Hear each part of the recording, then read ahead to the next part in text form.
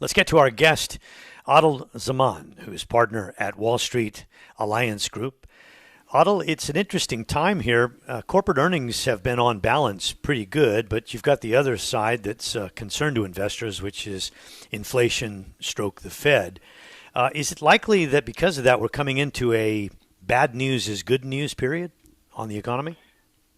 Yeah, great to be with you. Definitely an interesting time. We think that this year is going to be like a boxing match between corporate earnings and inflation, because every time there's good news about corporate earnings, like the phenomenal earnings that Alphabet just announced, which was hit the ball right out of the park, we'll get market rallies most likely. And every time there's economic data that's going to point towards higher inflation and a hawkish Fed, we'll get market corrections. So we feel that this is actually a great environment for investors because unlike 2021, in 2022, there will be plenty of corrections in the market, which investors will have the opportunity to take advantage of. And that's really where we are focused on for our clients at Wall Street Alliance Group.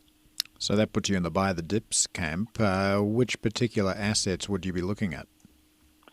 Well, what we really want to hone in on is earnings. You know, if a company has reported phenomenal earnings and the stock has fallen because of negative market sentiment, that's where we want to be aggressive and apply Warren Buffett's approach of being greedy when others are fearful. So we sort of saw that play out with Microsoft and Tesla, where they reported really good numbers, but the stocks fell and because negative market sentiments, and now they're making their way back up. So those are the type of areas that investors, we feel, could be opportunistic on to take advantage. The reason I ask you about whether it would be bad news is good news is if you think about it, you can handle higher interest rates if you have really strong economic performance. But if really strong economic performance is going to get the Fed to be sort of hyperactive, then it's an issue. So you never know quite which way the market will go, which one it will seize upon. I agree. And I think that once the earning euphoria dies down, the economic data that's going to come out in the coming weeks is going to point towards an elevated inflation. You know, if you look at the jobs report on Friday, the CPI data next week, and we were talking about the escalation of tensions in Ukraine, which are driving up oil prices. And the Fed, you know, their number one focus right now is not the stock market, which is at a record high. Their number one focus is to control this 40-year high inflation. So we feel that once this earning euphoria dies down, the Federal Reserve is going to be aggressive in raising rates, and we will see a market correction. And Aadil, we've been hearing from a number of corporations on the earnings front today, and a common theme has been costs and how this has been weighing on things, be it supply chain, be it inflation. How long do you anticipate these pressures enduring? We feel that this is going to be something that is going to continue throughout 2022. Supply chain issues are going to be dominant. But as we see, you know, we really feel that 2022 is going to mark the beginning of the end of the COVID-19 pandemic as we know it. Because if we go back and we look at the Spanish flu, towards the tail end, a variant came which infected a lot of people, and then the virus died off. So we feel that as the pandemic dies off, these supply chain issues will begin to get resolved. But a lot of this inflation is still going to be around, and it's going to be sticky because it's demand-driven, and the Federal Reserve will have to come in and attack it aggressively by raising interest rates. When you look at companies and you try to find the highest quality companies, are you looking at free cash flow or return on equity? Are you looking at margins and efficiencies? What's most important? I would say that we would look at all of the above. You know, those are all important criteria.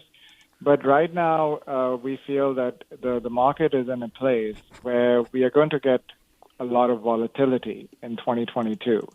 So we feel that the key metric for us is going to be that if a company is doing well on all those metrics and we get a correction, that's when we want to be aggressive and that's when we want to accumulate. Because we have to, at the end of the day, see that the Federal Reserve is trying to solve a good problem, right? Because corporate earnings are good, the companies are growing, we are getting low unemployment, and a byproduct of that is inflation, which the Federal Reserve has to attack. And historically, stocks generate positive returns in Fed rate hike cycles. So for that reason, we feel that the market is going to be up, but there'll be a lot of volatility. And on those corrections, we want to go in and buy good quality companies that have come down because of market sentiment. Yeah, I think it's an important point to make. It's been so long since we've seen Fed tightening that you can lose sight of the fact that that doesn't necessarily mean it's going to be bad for markets. But I want to zero in on one word you mentioned there, accumulate. Does this mean that you don't look to sell necessarily in these conditions? We think that, portfolio rebalancing in an environment like this is very important. We think that, in this environment, there are going to be rallies and there are going to be corrections. And last year was a year when, there were just a handful of stocks which accounted for a major portion of the returns of the stock market. We feel that in this second phase of the market rally, there are going to be a more breadth in the market where other sectors are going to start to participate. So as we are getting market rallies, we do feel that rebalancing the portfolio becomes very important. Otherwise, you're going to land up with a situation where we are seeing right now where a lot of investors are overexposed to technology, and that makes them vulnerable. Quick question using your analogy. You said it was like a boxing match between corporate earnings and inflation. So who wins the match? Well, we feel that in the short term, inflation. In the long term, we think corporate earnings are going to dominate. Cool answer. Well done. We think that this in this market, there is going to be the Fed put is gone, but the corporate earning put is dominant. All right, Aadil Zaman, a points decision in favor of earnings, partner at Wall Street Alliance Group. Thanks so much for joining us.